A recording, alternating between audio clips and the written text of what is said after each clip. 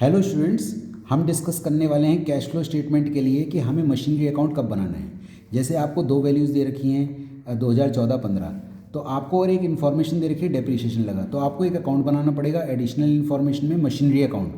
तो machinery account जब हम बनाएंगे तो ओपनिंग बैलेंस आपका आएगा टू बैलेंस ब्रॉट डाउन क्योंकि एसेट है, closing balance bye balance carry down.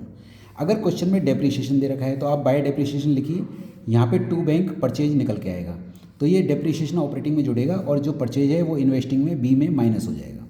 But अगर आपको और थोड़ा एडिशनल इन्फॉर्मेशन दे दी जाए तो उस केस में आपको क्या करना है। जैसे मान लो आपने मशीन का अकाउंट बनाया, आपको मशीन का कॉस्टिंग दे रखा है 10,000, एक्यूमुलेटेड डेप्रीशिएशन दे रखा है 2,000 और सोल्ड हुई है 5,000 रुपये में। तो आपको सबसे पहले बाय बैंक लिखना है सेल, कितने में बेचा आपने 5,000 में। 10,000 का डेप्रीशिएशन है, 2,000 का 10,000 का आपका मशीन है, 2,000 का डेप्रीशिएशन है, तो 10,000 में से 2,000 हटाएंगे तो 8,000।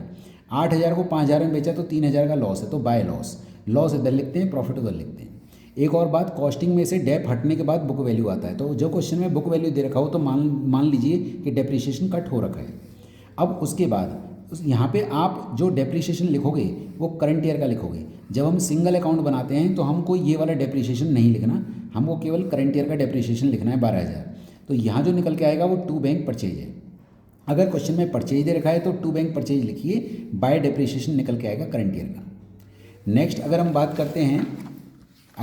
करते हैं कि अगर मान लो आपको ये मशीन के साथ साथ एक्यूमुलेटेड डेप्रीशिएशन भी दे रखा है, तो उस केस में आपको दो अकाउंट बनाने हैं, मशीनरी अकाउंट और एक्यूमुलेटेड डेप्रीशिएशन अकाउंट। इसको प्रोविजन फॉर डेप्रीशिएशन भी कहते हैं।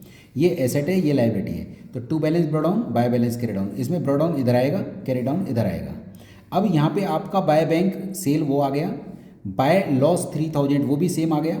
बट यहाँ जो डेप्रीशिएशन आएगा तो ये एक्यूमुलेटेड डेप्रीशिएशन आएगा।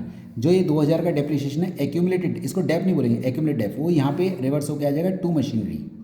तो यहाँ जो गैप निकल के आएगा उसको depreciation of the current year बोलेंगे, और जो यहाँ गैप आएगा वो टू बैंक परचेज आएगा।